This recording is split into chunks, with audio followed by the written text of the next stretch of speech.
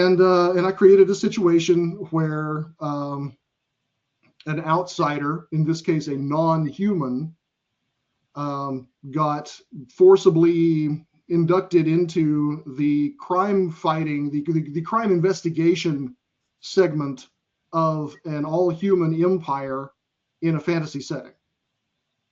And the thing that sort of drives, especially the first book, is that the magic system in this world is all based on runes forged out of this one particular metal called argonium. And if you're selected to be a rune bearer, they get implanted under your skin in specific ways. It's basically hooked into the five senses. Okay. So one of the main characters is a sight sensor, and she has runes actually in her corneas. And before that, she was blind. So the runes allow her to see, but it also allows her to have a kind of extrasensory perception that makes it really easy to know who committed a crime. She gets to the crime scene and analyzes the scene, and basically she knows who did it. So our main character is on the squad that the sight sensor is on. The individual squads are called crucibles. And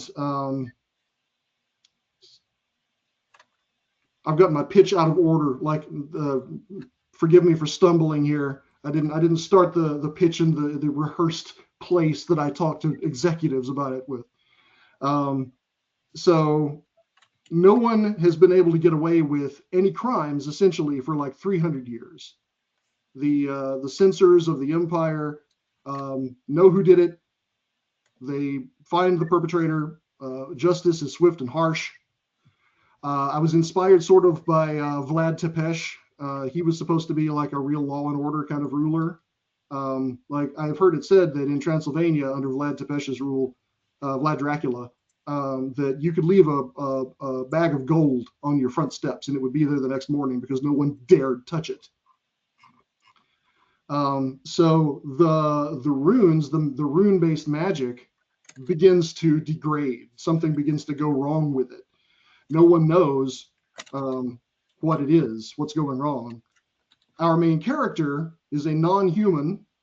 A natural disaster drove all of her people out of their homeland. They've killed about 90% of them. The rest of them have been forced to be refugees. And so our main character has no choice but to become an unwilling ambassador for her people and an even more unwilling investigator. But she and her people are all tall and gorgeous, and they have violet skin and yellow eyes and horns. Cool. And so the humans, they've been calling them demons. That's kind of like the slur that gets attached to them. They're not demons. That's not a spoiler. They're flesh and blood people. They just look really different. So it's up to the main character, Niska, whose people don't have magic of any kind, to begin introducing actual detective procedures for the first time in like 12 generations. None of the humans know how to solve crimes without using magic. So what the series, part of what drives it, is essentially the creation, the necessary creation of forensic science in a fantasy setting. So the magic before it degraded was kind of almost like the pre-crime unit in Minority Report kind of vibe? Little bit, yeah.